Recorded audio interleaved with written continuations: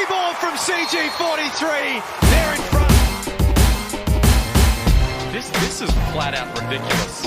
From a beautiful left hand, in and out finish, the old-fashioned way. Newell gets to the basket with one to come. From there again.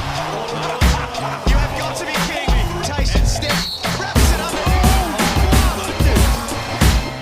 Okay. Hi, everyone. NBL Pocket Podcast coming to you Monday, 29th September. We're recording this about 10 p.m. on the East Coast, which makes it 8 o'clock on the West Coast, if I'm right, Kenyon. We're going to jump straight in. Kenyon is back. This is most exciting. I'm back. I was so excited. Didn't like hearing the podcast without my voice. I'm like, nah, I'm back. Can't have it. Plus, the Patreon percentage was getting askew. But more the point, we were talking before this. We said, what are we going to talk about first? And we decided the NBL app. We're gonna shit on this thing. Let's start there. We will be looking at each team and going through our early thoughts. But right now, it's NBL app. Kenyon, when I say the NBL app, one word springs to mind? Shit. It's shit, isn't it? It is effing shit. It really is shit. What makes it shit? You think every year you think, oh, this might be the year when they get it right. No. Okay, it starts with the splash screen. How many apps do you have that has like a 10-second splash screen before it actually loads the app? As in when you open it up, it shows Will Hickey's face being like, live large or whatever NBL is, and then it goes into the material? It's Will Hickey now. They had to push a quick app update on that one. And he's hurt, but it's an improvement. But yeah, it comes up and that you sit on that screen, you're like, okay, yep. And then it opens up on the main screen. And well, I'll ask this question to you, Kenyon. When you go to an app, well, let's say you go to an NBL app, what do you want to see from that app? And what is it not delivering? Okay, well, I want to see what game is up next. 100%. Is that too much to ask? So you log in, you're like, what's happening? The most instantaneous, important news straight up. Cool. Yep. Yeah. So when's the next game scheduled to start? Or if it's in process, where are we at? Exactly, yeah. Yep, exactly. And it doesn't do that, does it? No. I mean, at least they've updated it to a point where a couple of weeks ago it was defaulting you to like round one on the little roster tickers. Seems like they fixed that, but for every fix, there's another bug. Mm. And then what else? So you want the most important news straight in your face, as in what games are coming up or in progress, and what's the next important thing for you? I'd like to see the ladder, potentially a live ladder, if we can pull that off. Okay. That would be good. And I kind of want to see some, I mean, this is the thing, stat leaders, right? Yeah. I kind of want to see leaders, that. Box scores. That's my second thing. I want to be able to say, oh, there's a game in progress. Click, box score, who's doing well. Or even just at a glance, like who's got the most points, rebounds, maybe some sort of insight into the flow of the game.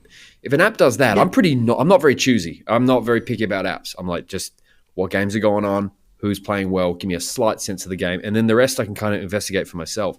And the NBL app fails in both, and it's madness. And we're not sort of, as we say, we're not picky about this sort of stuff, but apps are important. I mean, it's the first thing they tell you to do. In any sports league, and the AFL is probably paramount in this, is you get a new person watching the thing and they go, hey, download the app. And it's the best way to communicate with your fan if you're the league, and the best way for the fan to communicate with the league. And it's just so embarrassing for the NBL to have a bad app. You log in and try and look at box scores and they just don't come up. Or you click on a game, like I was watching the Adelaide game, and I'm trying to see what Cotton's at, and it just wouldn't load the score and who's scoring. And gosh, like I just thought, if you're new to the sport, I mean, we've got an appetite or we've got a patience because we're rusted on at this point. But if you're a new fan of the sport and you got to wait and it's broken, like you're out the door, you're gone. Yeah. And I just don't understand what's the logjam. Why is this fucked up? I know. And when I was going into the game had finished the other night, and I wanted to check the stats, and it was stuck on halftime, like halftime stats. I'm like, why is it? It's not halftime. The game is over. And this is not highlights and video. This is text, just up to date text. So you're more techie than I. If you had to suppose what's the issue, what is the issue? I honestly don't. Well, I think probably what the issue is, they're shoehorning the NBA, the web situation. They're trying to take a framework which they use for NBL 1, they're using for NBL, and they're using for all the NBL 1 divisions. Then I imagine they're probably using it for WNBL. Every team has the same kind of app as a placeholder. So I think what it is, it's like it's just this gigantic framework that is trying to pull in data from all these different places, and it's just choking. That would be my guess. I don't really know. No.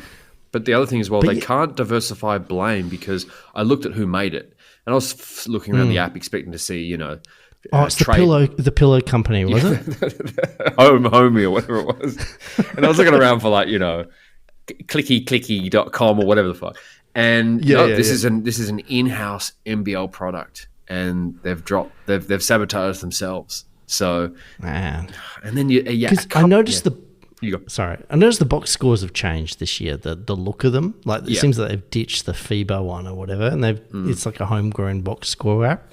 Yeah, I reckon that's probably half the problem. So they've maybe gone graphics heavy or just doing something, whatever it is. And I hope they work it out. It's early season to work out. But as I say, we don't mind so much.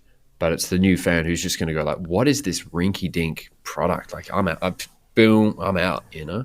And so they got. And it's got those weird, sort of semi-Instagram kind of videos as well. Yeah. Like, what's that all about? I never look at those. I don't look at them either. Just get in my way. Maybe some people do. But I'm like, an app should do three things: show you what action is taking, the games are going on, and where you can buy tickets. And it does. It doesn't do that. It used to, or at least it should, and it's busted and broken. Box scores at a glance, and then third one is kind of like, merchandise and a few sales and what's something going on.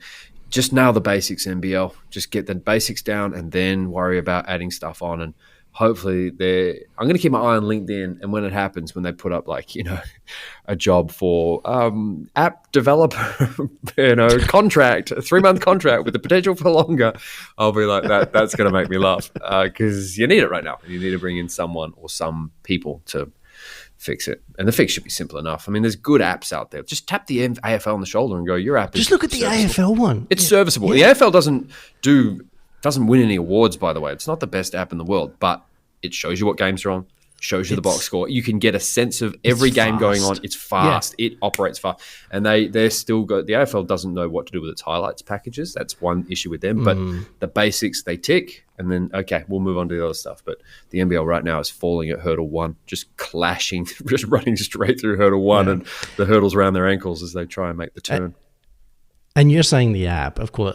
I mean, I'm not looking at the app at the moment as I talk to you. I'm actually looking at the website, and it's the same. It's the same content, right? But it's all the same problems. Really? The website is no better. Okay. All right. Well, at least messy. it's maybe a tear down, build up job. But just tap. You've tried to do it in house. It hasn't. I'm telling you now. If you're listening to NBL, just hasn't gone right. Sometimes you whiff. Sometimes it happens.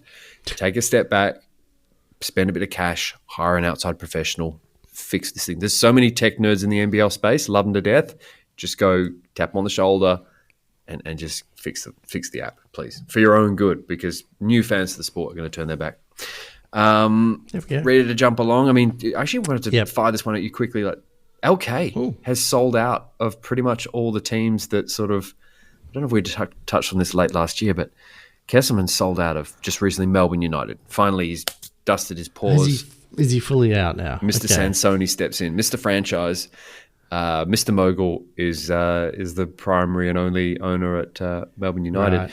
Do you think this is all? I want to ask you a two-pronged question. Is it because LK is like, oh, geez, NBL, I've had enough a little bit? I know he still owns the league, but he's kind of like, oh, I'm looking to spread less of myself across this league. Or is it a result of this Illawarra Hawks owner who's pushing back, and Kesselman's going, oh, geez, I'm in a bit of the firing line here. I'm going to step back. What do you think? Well, you're probably right. There probably is a strong part of that. Is he flogged off the Tasmania one yet? Sold that late last year. Yep, so Melbourne most recently, and a bit of Brisbane, I believe he had some in. So I believe he is out of everything. And I say this like he might have just created a funky little PTY Ltd third party that's owned by someone else that's acting on his behalf. That could easily happen as well. Yeah. Or have something. But on the face of it, he's out of these things. Yeah. Well, I mean, I think it's good that he's out. It's never a good look. No. And obviously the other owners don't like it. I think you're right. I think that Illawarra situation, it's all gone quiet on that front. So maybe they worked something out. Very much, the water is still, but underneath it's like a simmering pot. There's still, that's yet to be determined. That's still going on. But let me ask you this, Joe. How do you get rich? You don't get rich by writing checks. Well, you get rich by buying low and selling high. Yeah, true. And so he bought low. What did he buy the whole league for, like $10 million or something like that? Yeah, really, really nothing. So now he's sold 3 teams, each of them for probably 40 mil or whatever the current going rate is on a team. I have to ask. Yeah, Mark I'm always Arena. skeptical about those prices, but that makes sense. But also, got the commission to build a stadium in Tasmania. I mean, how much money would he have pocketed off that? That would have paid for everything, more than all the little sales of the clubs. Building one stadium, he's probably pocketed $100 million. I don't know. He's always about the property, LK. Yeah, of course. That's his. And if the NBL can be a part of that, makes sense in a way. It's a bit cheap, but it's the way it goes. Yeah. Let's talk about some teams. All right. Let's do them alphabetically. And be honest, if you haven't seen them but just got a vibe of them, that's fine too. Let's talk about Adelaide. Yeah. Let's talk about Harold. Yeah, because I'm not watching it. I'm not watching every game this season. I want to make that clear. Like, we're back. We're doing this podcast. I don't know how often we'll do it. Hopefully more than last season because we were a bit piss weak. But I'm not going to watch every game this year. I don't have time for it. I don't have the desire. My goal So is I'm gonna to be selective. record every 2 weeks. I think that's a good number. The NBL doesn't have enough That's for good. a weekly pod.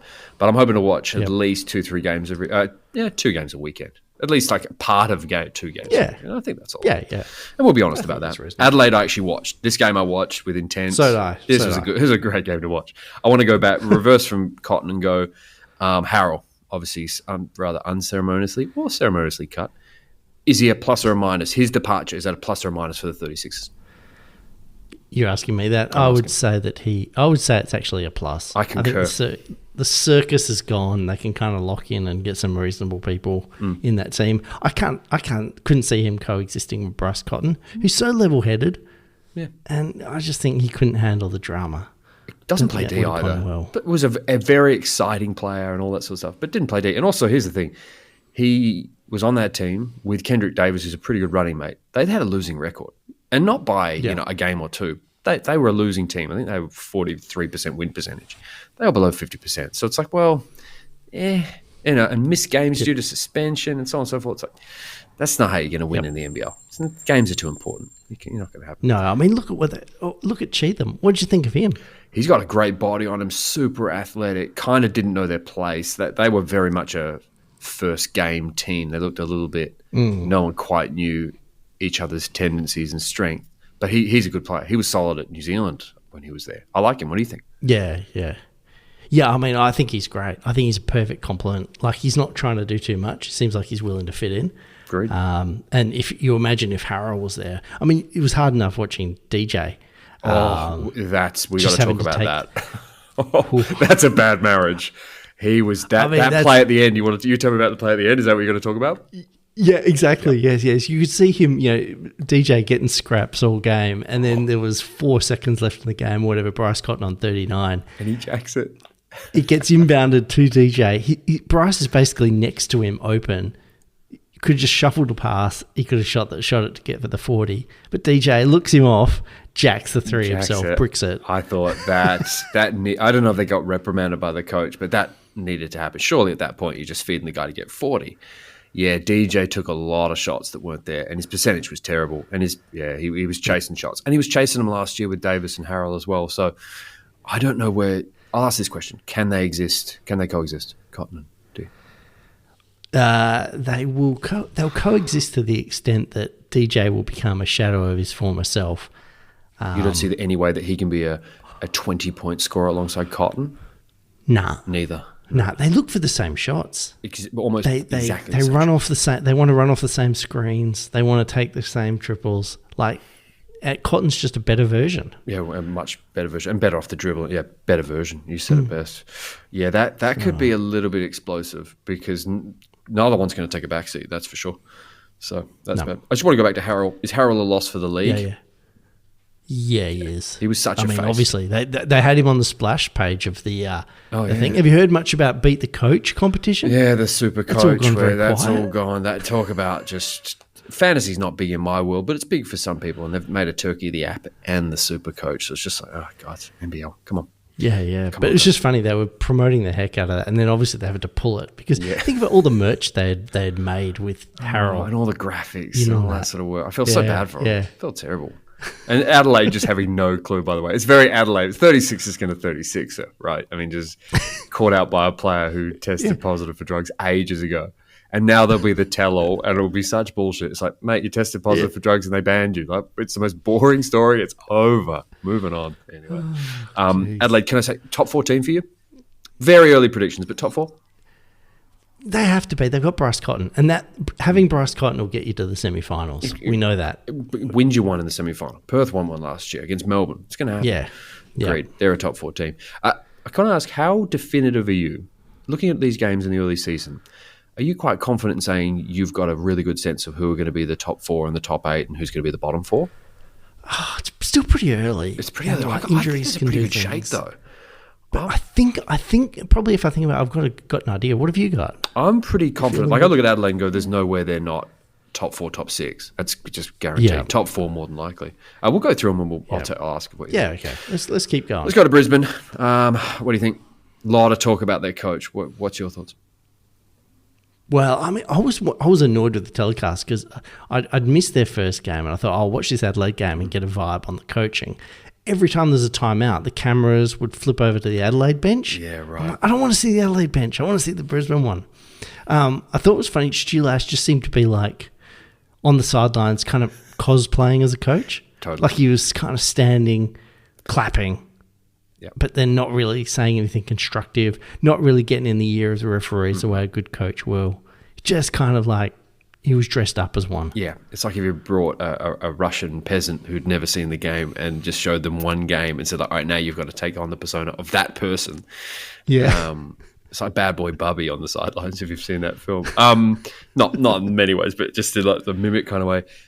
I think Mark Worthington, the tweet, put it best. He was savage, but I'm assuming honest, and just said what is going on, and we all kind of saw it. So I think they're in trouble for that reason, and it seems to have really affected Jalen Adams. He just looked so decent in game 1 where they beat Cairns, I want to say, and then just totally just frustrated, fed up, bored in the loss to Adelaide. He was just like, we're going to lose. Yeah. The guys don't know where they're going. He was just so frustrated. I felt bad for him. He's not going to have a great year, but I still felt frustrated for him. It was fun to see Lamar Patterson just jump out there and he looked great. Have another crack. He looked great. He wasn't shy getting the shots up, was he? He looked in the best shape we've seen him in a while. He's a really good player. I think he was NBL's second team 3 or 4 years ago. He looked great. The other guy who looked great was Harrison. He's just going to rack up stats.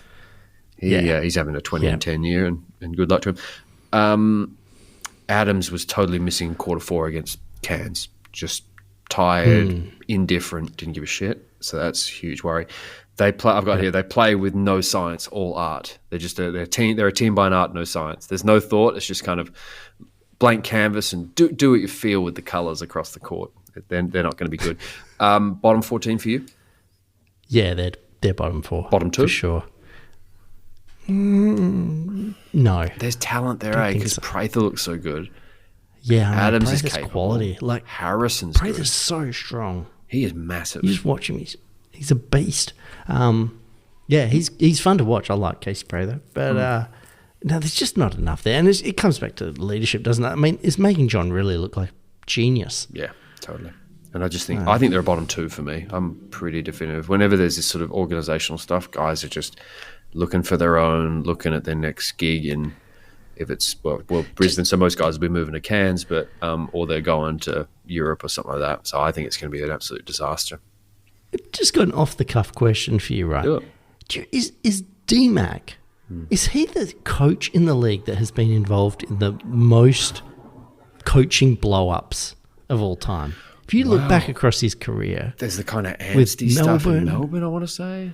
Yeah, was he there for that? Yeah, and then he was head coach, then he was taken out, and it was a lot of back and forth. The characters there. I mean, he's got Lash has got 2 assistant coaches who've both been head coaches. It's just and guys who just will be willing to push him aside, knife him, and capable when they get the head job, either one of them.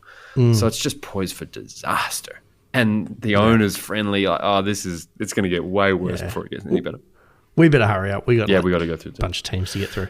Cairns. Are they good or bad? It's hard to tell, eh? Don't know. Jack McVeigh's coming good, isn't he? He's got the That weirdest Andrews game. guy looks like he could be all right. I liked Andrews. Even in game one, I was like, he's confident. He's capable. Yeah. How did they win against Brisbane, though? I mean, they just almost threw it away at the end.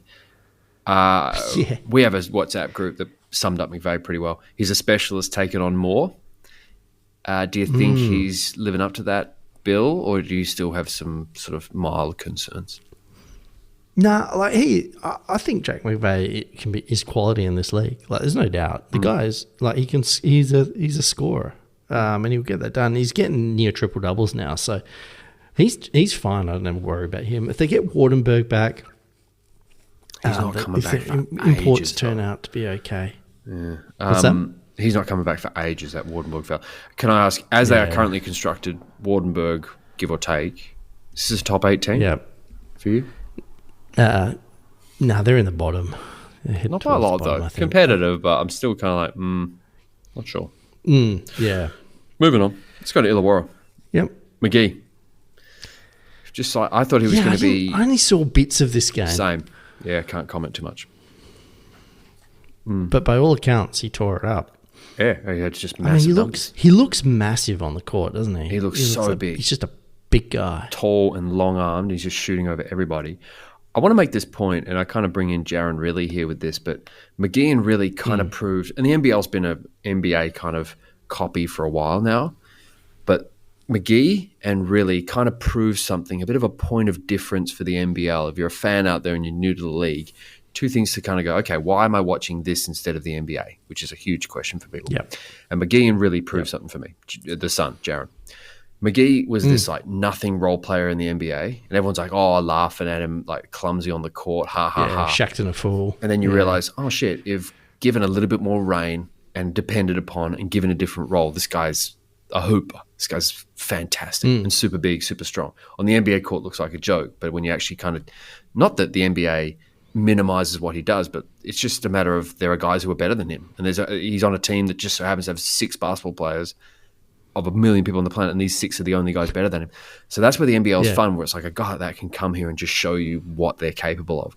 And, branching off a little bit, really, I mean, no sport in the world outside of the NBL do you get to a point where a DP on $65,000 or thereabouts, nothing, is going to play over a guy making 10 times that amount and produce. You barely see it in the AFL. Most premier sport leagues have a sort of chain of command where they would never betray a star like that. They just ride it out because they're on long-term contracts, and it's like death to do that. Whereas in the NBL, everything's up in the air at the end of every off season.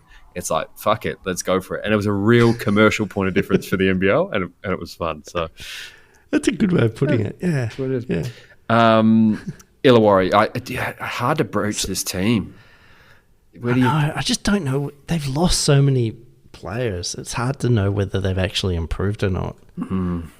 Yeah, Days was not a huge loss. I don't think he was capable. No, but the Kel loss. It's is more massive. it's Kel, and Hyunjung Lee. Yeah, just little bit guys here. Like, oh, now they're relying on others. And Hickey's hurt, isn't he? Yeah, so it's like, oh, you're already plugging holes. Ja'Cory McLaughlin didn't do much. He was good in the preseason, didn't do much in this game, so it's a bit iffy. But I reckon they'll come good. I mean, they are the defending champions. I'm putting them in. Got to give them credit. I'm putting them up Cairns plus. Like competitive, but I've got huge questions about them. Can I ask you, standard of the import thus far in NBL 26? Thumbs up, thumbs down. Just across the board. Think about Jones in Perth and the guys in Jones is a thumbs down. The guys in Tasmania are a thumbs up. New Zealand a bit thumbs down. Yeah, I'm going to say it's probably... I mean, I know everybody's saying, the quality of the imports this year, best it's ever been. And yes, on paper, I think it is. In reality, I reckon it's probably a push, maybe slightly down on last season. I agree. There's just been too many guys. A couple of headline acts. Like you got... Well, Cotton's not an import now, so you take him out of the mix. He's out of the equation. But yeah, you've got... McGee's been good. Tassie's been good. Outside of that, the Cairns guys took a while. A lot of the imports are sitting. They're on the bench. I know, it's weird. The Melbourne guy's sort of a bit player. Yeah, and Doyle's sort of established at this point, but he is an import. But he was terrific in the games I saw. I'm with you where it's like push / little bit down, where high ceiling, The guys in Cairns have been, in Tasmania are awesome. But, gee, the basement is effing low. And when we get to Perth, we'll talk about it. Melbourne, best team in the league. Yep. Championship favourites. No real doubt for you. No doubt. The definite championship favourites. Whether they maintain it over a season, like whether other teams catch up, but they just know what they're doing. I agree. And they've always had a bit of a pinch point on offense where, gee, they get late in the clock, and Dellavedova had to do stuff for them last year, and now it's Doyle, and he's just eating it up. Just eating it up. Best situation for him. I've never seen an import switch teams and have a better occasion. Let's go to Golding, a plus or minus his return. Could it be addition by subtraction? I actually got confidence in that guy these days. Agreed. Like a younger Golding, I think it would have been negative because he'd be like, "Oh, I've got to show you how good I am," But I think he'll just mesh. Do you think he comes off the bench? I'm actually feeling really positive about him. Yeah, probably. And I reckon that's good. He came off the bench. I think he might finish games. He might finish games, but I don't know if he'll start them. Agreed. Fun. Let's move on. Perth. Whew. Where do you start? The loss at home. What was worse? What was a worse loss? Oh, sorry. I'll rephrase it this way. What would have been a worse loss? The New Zealand on the road, had they just not had the most amazing fourth quarter in the history of basketball, or that loss at home to a tired Southeast Tasmania on the second of a back-to-back? Tasmania. What would have been? Oh, I think losing to New Zealand would have been a worse outcome. I think the loss, opening day, no Cotton. In comes Tasmania on the second of a back-to-back. They've travelled from Tasmania, no small travel, and they lose at home with all these new guys. I thought that was absolutely pathetic. I was so embarrassed. The club would have been like, you have to come out and play well. And the import who they replaced Cotton with laid an egg. It's just, yuck. And the import they signed quickly and Windler did nothing. I thought that was a really that was a shitty performance. That was dreadful. But sorry, I interrupted. It was kind of funny. I had to laugh. It was just like, watching it, it was like all the chickens coming home to roost at the same time. Yeah. Like the no regrets situation. I mean, we got to address this, right? Yep, do it. So, Danny Mills, no regrets about giving Bryce Cotton 3 days to sign a contract or whatever. Who knows what the reality of that story really is? But they let him walk. Right, or he was going to walk. And if he didn't want to come back, it's because they didn't create an environment where he wanted to come back. And you do whatever you can to keep a guy like that coming back. You match any offer. His name's all up over. Yeah, and his name's all up on the honour boards. You do what you say, Bryce. How can we make this club work for you? And you change everything to make it work for him. Don't like the coach. Not a problem. We'll lead his contract. That good. Yep. That's what it came down to. And I feel a bit. Bryce Cotton. I like Bryce Cotton. We love Bryce Cotton as a player, and we had him on the pod. He's a good person. But that whole Rillie and I are good. It's like, no, you weren't. Okay, maybe personally, I wouldn't run him down in my car. Like, that doesn't mean you were good though. I heard from very, very credible sources that Cotton was like, that guy can't coach worth shit. I hate playing for him.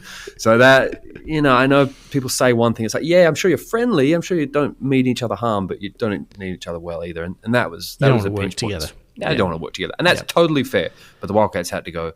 We're just going to have to eat 2 years of Rillie, and that's sad for John Rillie. He's a nice guy, I'm sure, but that's basketball. It's business. So what you have is his replacement come out, and as you say, lay an egg in that first game. He comes out in the second game, lays another egg. Meanwhile, the guy that you let go just calmly comes out and splashes 39. Like, come on. I know. It's just embarrassing, and they should all hang their heads in shame, and everybody should get sacked. I want to say two things as well. One word is relevance. I was speaking to a friend in Perth, an older friend who's, laissez-faire about the NBL and basketball, but a Perth local, so all the sports teams. And I said, name someone on the Wildcats team. And he could actually choke out Wagstaff. I had to coax him along. He was like, whoa. I was like, Wagstaff? He's, oh, yeah, that guy. And then he's like, couldn't do it. Could name the starting five of the 90s Wildcats, but couldn't name it. And I just said, but he did spit out Cotton. And I go, no, he's left. He's like, well, shit, he was the club for 10 years. And you just don't find that around the corner. And people have said this 1,000 times, so we're not going to go over it. But you've lost all your relevance in the very town, the only town that it matters in. And that's really sad. But the other thing I wanted to say about Perth is, Jones. we've rubbished him there, and he had 2 bad games. But you bring in a player with 6 days. You fly him from the US, and he has 6 days in the country before he's playing a game, really pro league with a coach who's a little bit sort of roll out the balls and licking a promise, and he gets torched. I'm not surprised that he has been set up. He certainly has been set up for success. I don't want to say he's been set up for failure, but pretty close. So I want to actually take a little bit of the stress off the guy, but there's just been no roadmap for him to be successful, and it's not fair. And I think it's a lot of these. He comes over from the G League, probably thinking that NBL is not that much of an Or he's been thinking, it's the same as the G League, and they're just going to roll the balls out. I've been here for fucking 20 minutes, and I'm about to play my first game. And then he's like, oh, shit, these guys are in my pocket. And it's... Yeah, they play defense. That's the big thing about the NBL that the international players seem to get surprised about is the level of defensive intensity. He's like, oh, my God, I'm facing pressure, defensive pressure at the foul line to my three-point line. Just totally threw him off. Sorry, I interrupted. Yep. No, I was going to say, NBA proper, you don't get really hardcore defense until the finals. NBL G League, you just don't get defense. No. It's only in Europe and here where it really cranks in every single game, and he did not do well in Europe in his short stint. Yeah, so can I be blunt here? Thumbs up, thumbs down. Thumbs down. He's slow as well. He's just slow. He's glacier watching him do I'm glad you said that. I was watching his game. I was like, "Whoa, this guy relies on the whistle a lot." And I'm like, "This is the NBL. That whistle is good luck with that. That whistle is up and down. So hopefully he's good at going. Okay, this is what they call a foul and adjusting. But if he's thinking what he got calls for in the G League is going to work over here, it's like, nah, man." Yeah, he's in trouble. So if I'm being brutal, I want to say thumbs up. It's 2 fucking games, but I have to say if I'm a betting man, I'm not putting my money in with Jones. Are they in your top 4? Oh, they were at the start of the season because I liked their sort of balance and everything. But to play like they did in New Zealand, to be down that much. But I can't deny the fact that I like the team of like Jones, Detch, JLA, Doolittle. They are 4 really solid players. They're better than Brisbane. They're better than New Zealand. They're better than Cairns. They're better than. It's getting a bit tight now. Better than Southeast Melbourne, or at least should be. So already you're up at the table, but really, this team is on a knife's edge. It could blow over it with a feather. Wow, it's going to be a fun one. What are you thinking? I probably think they're just in. I think they've got enough to get in. Like if they work out how to use JLA properly as well. Oh, he's a killer. We dumped on this team, but him and Doolittle are fucking awesome. They are. If they want to score, they're going to score. So they're just going to feed the ball into the block. Who you starting? Back like the 90s Wildcats, like how they used to feed Fisher, Vlahov, Paul Rogers. Dude, like you just need to go back to that. A little funky action where Doolittle's catching it at the foul line. And doing a down screen for JLA who's cutting up, and you can do all kinds of fun stuff with those two. And instead, they do none of it. Can I ask, who's the best 5 on this team? And is Jaron really in that combination? Is he going to play again? Do you think we'll see him again in any impactful way? He's going to be starting. Best 5, God. Because they started JLA. That Russo-Nance kid. I'm not mad about him. Yeah, you got to have. I reckon it's JLA. Theoretically, JLA. Doolittle. Windler, Doolittle, probably then Jones, you paid him, and then bring in Sunday Detch. That's a good 5. That is a winning team for sure. And then the other one is, Wagstaff is pretty capable in spurts. Yeah. And then who's their other wing player? Like Pepper's shot poorly. Guys just don't know where their spots are. Yeah. And guys who should shoot and play well just aren't. Oof. Yeah. Anyway, enough of them. Enough of them. Southeast Melbourne. Can you rate this team? They play good. They play good defense, but they don't have enough. They need someone to score the ball. Yeah, I know. They just don't have it. And for that reason, are you in or out? I'm out. Nathan Sobey. I know what I'm getting with that guy. Well, last year they were. And I'm going to get a non-playoff team. Yeah, no, I'm out. I'm out again. Okay. All right. Oh. They play D and D wins in the NBL. I'm actually kind of higher on them than I was in the preseason. Really? Okay. Yeah, I just like the way they play. Depends on who they get as a replacement import for Vrenz Blyenberg. Yeah, I like that they've got options, and their owner's pretty vocal. Rami something. Rumi Chowdhury. Insert name here. He seems to talk a lot and be relatively, so they're probably going to get some. New Zealand, worst team in the league? Yeah, they're shit. They just suck, eh? They just suck. I don't know. I like their balance of the roster and Parker Jackson Cartwright, but where's the deficiency? What's the problem with this team? Well, I just think they don't have enough. They don't have enough of anything. They don't have a rebounder. They don't have a scorer. They don't have. I don't know. But Parker Jackson Carr is good, right? He's quality. But I don't know. I don't feel like he's the kind of guy that you can just go like, all right, he's your team. This is your team. Yeah. Take us there. He doesn't have that edge to him. Oh, they were a losing team last year, weren't they? Maybe that's unfair on him, but like they just don't have what it takes. Did they have Abercrombie last year, or had he retired already? No, he was already it's no out. surprise you lose a guy like that and your team's shit for 2 years in a row. Well, and they recruited, they brought in Ruben Tarangi. I mean, there's your first emergency SOS. Yeah. Then they've got Leafa. Yeah. Like all these guys who are second rate. I mean, Leafa's contract, Sydney let him walk. They were like, ooh, I hope we got other options because we're not even canvassing this conversation. Like, you're out. Yeah. And he went straight there and he's again shooting poorly. Had a better game than the last one, but has not shot well. And Tarangi's just a placeholder, isn't he? Like, bless him. He's on another team getting another paycheck, but wow. I'll tell you what, is there a guy that has had a more dismal career and yet carved out a really long-serving career than him? Wow, he's got, I think one year, didn't he win sixth man and rookie of the year or something?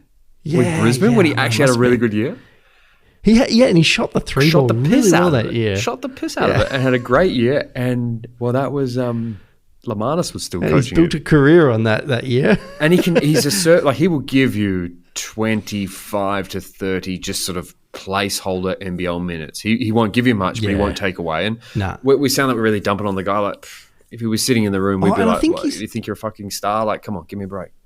And I think he's a nice guy. Oh, don't doubt it. Good guy to have at the training court. Like, probably he's really easy to deal with. Like, on all those levels, that's probably why he keeps getting jobs. Yeah.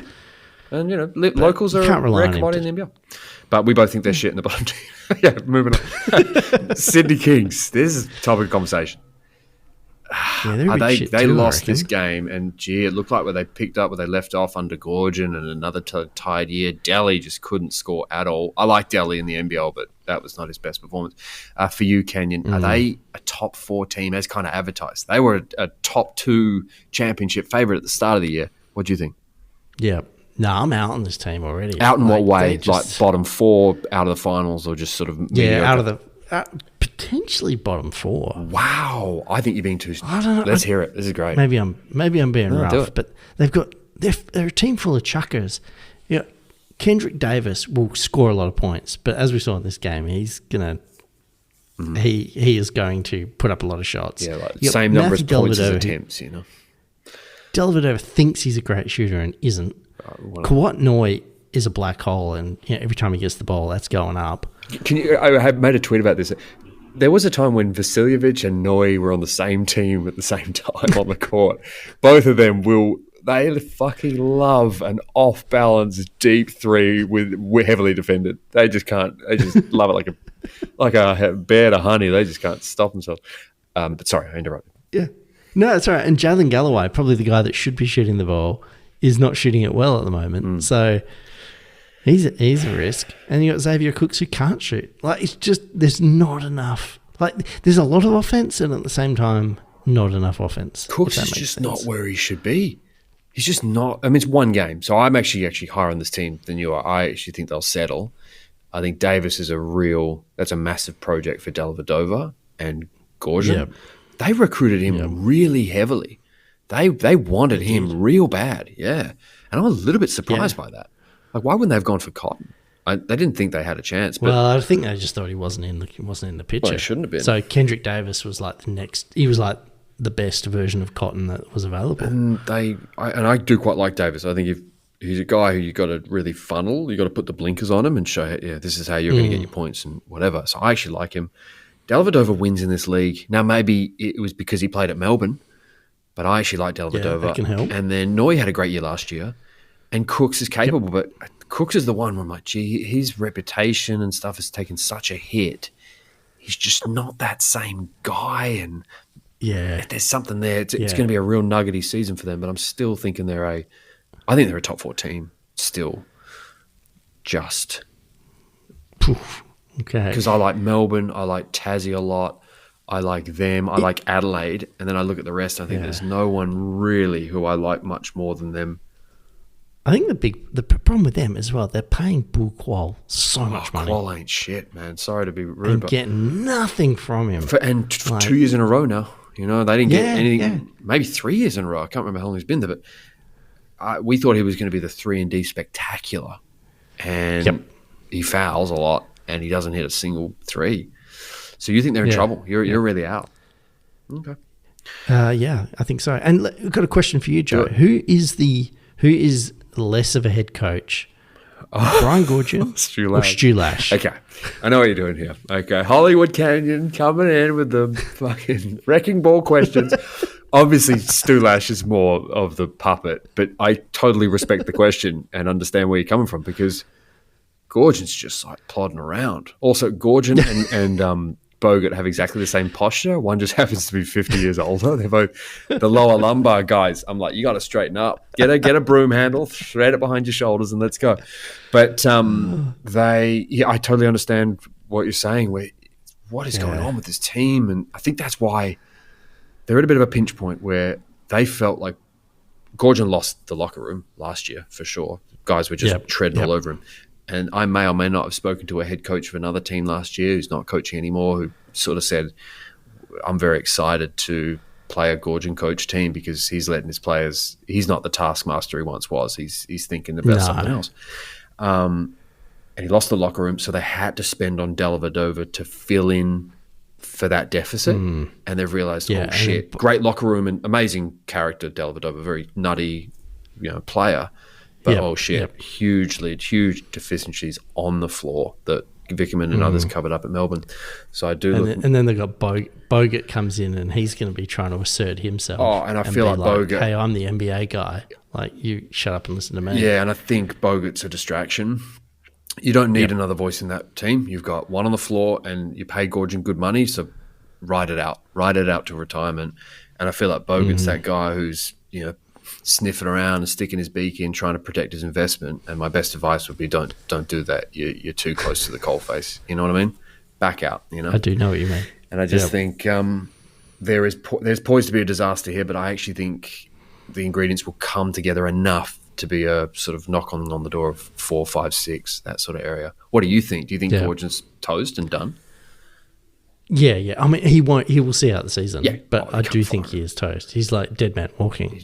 He's old, man. He's just old. Age. Like, just let him retire, dude. Yeah. Like, it's fine. Yeah, I agree. And with Delvin over there, just kind of retire now if I could. Yeah. Oh, you and me both. Cheapest. Last team. We're at the 40-minute mark. We've gone over. Tasmania. I think this is the second best team in the NBL. I think they're second best. Them, and I think if I had to bet now on who's going to win the title, I'd actually say this team over Melbourne.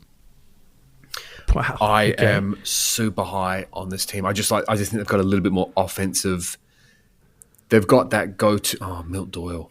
Nah, I just really like this team. The way they went to Perth on the second of a back-to-back. After a gut-wrenching loss where Doyle just went, woohoo, here I am, here it is. Look at it, touch it, whatever else. And then they went there and won again. I was like, this is at the heart of a champion. What do you think of Tasmania? Okay, so I'm gonna make a ridiculous prediction here. Okay, if Scott Roth can work his magic on Nick Marshall, they'll win. If Nick Marshall continues to be the average Adelaide 36 or kind of do nothing guy, they won't win. It comes down to depth, right? So I worry about the depth. And Nick Marshall is that guy. It could be that swing guy that gives you a bit like what Courtney was for the Kings a couple of years ago. Just comes in and can blaze. Yeah. He should be an 8 to 12 point scorer. 8 to 15. Yep. On a good one. Just that guy you can bring off the bench, probably, seventh guy onto the court, and just he can get you some buckets. I worry without him performing, they're just too shallow. I just love their imports, and I just think Magnay's better. Oh, than the people imports think. are good. Yeah, The imports are real good. imports are very, very good. What's his name? Bryce Hamilton. He is strong. He is pushing guys off, not in a bad way. He is guys trying to defend him, and he lays his shoulder into them, and they just ricochet off him. He's incredible. No, I like this team. The McDonald losses, if they had him, they'd be championship favourites for sure. Because I think he would patch up the depth problems. But Yeah, I like what you that's say. true. But Scott Roth. It's going to be these two with Melbourne in the final, and I know what that Scott Roth Vickerman head-to-head coaching record is, and I'd be betting on Roth, who's been cantankerous, by the way. League dad, fucking I know he's throwing that stepdad in the after bin, a couple isn't he? of fucking beers, man. He's mean. Oh dear, that's all I really got. I want to say, Isaac Humphries, going back to Adelaide quickly, talk about a career like. Harrell getting cut, and all of a sudden he's back to the big minutes and starting, and he was kind of lingering last season and was very unafraid to voice how upset he was about sort of, oh yeah, we're not really good and blah blah blah. Not really getting minutes. Well, now you get your chance. You know, he could be anything, and played okay, but we're going to see what he's made. Joe, you bringing Adelaide back, you just realised I missed a trick earlier. I asked you about the coaching. Stu Lash, Brian Goorjian. We got to throw Mike Wells into that too. Let me tell him, he's pretty fond of some funky fucking lineups where it's like there's no one over fucking 5'10" in the backcourt. At one point he had Cotton, Isaac White, and someone else. I was like, who is this? It looked like NBA Jam when there's like two tiny little guys running around. I was like, this is like a carnival. And then the score got run up on him, and I was like, what is this fucking class? You got to be pretty. I feel bad for every Australian coach across the country. None of them listen because they've got better taste to listen to this shit. But the way that they have just been, they are the lost, the last, the least, the looked over, and the left behind, and the way they've just all been stabbed in the back by these incoming Americans who just get the top gig off some weird resume reputation. It is so deflating. So deflating. Absolutely. They put they try and craft this 20-year career to become a really good coach and just get looked over because they're not American. And banging it out and basketball's not a pretty sport at the lower levels, even at the professional level. No. And to bang it out in these tin sheds on Saturdays and lightning carnivals, and then at the top level, it would be so deflating. I don't know how they do it. My absolute credit and cap off to all of them. Yeah, mate, exactly right. I think we're done here. Or you got something? Yeah, I got. Do it. I got one more thing. You mentioned any podcast that mentions NBA Jam is automatically a good podcast. So well done. I've got to ask you a question. If I had the opportunity to buy a restored cabinet with NBA Jam, should I buy it? Restored cabinet with NBA Jam. What's the price? Like, roughly, they're talking about $3,000. Wow. Yeah, it's. It's a lot. We're talking about a video That's a game. lot of money. You could get an emulator and have it for free on every iteration of it. So for that reason, it's probably a bad buy. Isn't it? That reason, I would say, well, what do you want it for? Like, so people can come over and look at it. Yeah, kind of cool. How about you get a poster and an emulator and get really, really tanked and play it with friends? I would suggest the emulator. So for that reason, I'm out. That's it, guys. NBL Pocket Pod. Every 2 weeks, we're hoping to do a pod. Canyon and myself. Always back, fun. baby. 48 minutes. I thought we were going to be out here in 25. People are going to be shocked. They're going to see this in their feed. They're going to be like, I know. Whoa. I think it's a good show. I mean, if I can say it about myself, I think it's a good show. I'd listen. But whatever. Nobody else says it. May as well. Canyon, such a pleasure. Ciao. See you, Joe.